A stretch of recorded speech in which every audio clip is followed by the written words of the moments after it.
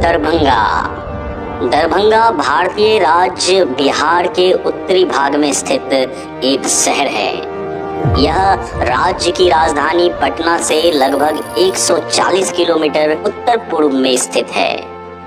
दरभंगा अपनी समृद्ध सांस्कृतिक विरासत, ऐतिहासिक महत्व और शैक्षणिक संस्थानों के लिए जाना जाता है। माना जाता है कि इस शहर की स्थापना दरभंगा राज परिवार के द्वारा की गई, जो कई शताब्दियों तक इस क्षेत्र के शासक थे।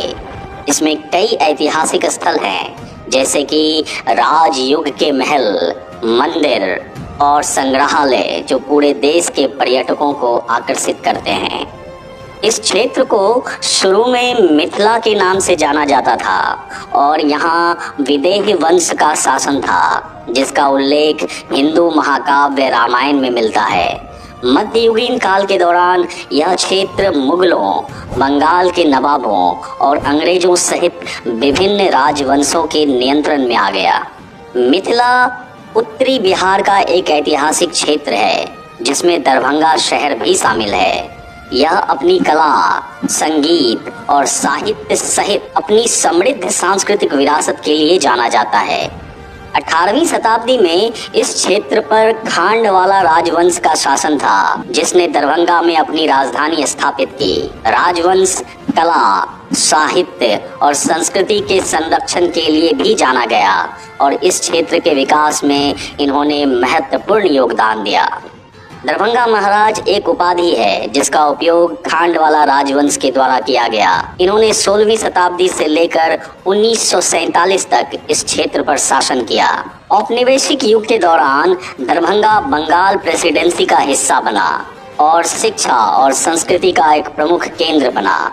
इस क्षेत्र ने प्रसिद्ध कवि विद्यापति सहित कई प्रतिष्ठित विद्वानों, लेखकों और कलाकारों को जन्म दिया। दरभंगा अपने हथकरघा उद्योग के लिए भी प्रसिद्ध है, विशेष रूप से इसके मधुबनी चित्रों के और वस्त्रों के उत्पादन के लिए यह पूरी दुनिया में जाना जाता है। शहर में ललित नारायण मिथिला विश्वविद्यालय सहित कई शैक्षणिक संस्थान हैं, जो बिहार के सबसे बड़े विद्यालयों में से एक हैं। 1947 में जब भारत को स्वतंत्रता मिली, उसके बाद दरभंगा बिहार राज्य का हिस्सा बना। दरभंगा की समृद्ध सांस्कृतिक विरासत, जो इसकी कला, संगीत और नृत्य में परिलक्षित होती है, यह दरभंगा को विशेष और उल्लेखनीय बनाती है। दरभंगा अपने मधुबनी चित्रों के लिए जाना जाता है, लोक कला का एक पारंपरिक रूप जो इस क्षेत्र में उत्पन्न हुआ था। इन चित्रों की विशेषता जटिल डिजाइन और जीवंत रंग है और अक्सर हिंदू पौराणिक देवी देवताओं और कथाओं का इन चित्रों के माध्यम से प्रदर्शन किया जाता है। दरभंगा में शास्त्रीय संगीत की एक समृद्ध परंपरा है, जिसमें इस क्षेत्र के कई प्रसिद्ध संगीतकार हैं। यह क्षेत्र जाट, जटिन और झिझिया सहित अपने लोक नृत्यों के लिए भी जाना जाता है। ये नृत्य अक्सर त्योहारों और समारोहों के दौरान किए जाते हैं। दरभंगा में एक विशिष्ट व्यंजन बनाई जाती है, जो मुगलई और बिहारी दोनों तरफ से प्रभावित हैं। कुछ लोकप्रिय व्यंजनों में लिट्टी चोखा, सत्तू पराठा और मखाना का खीर शामिल है।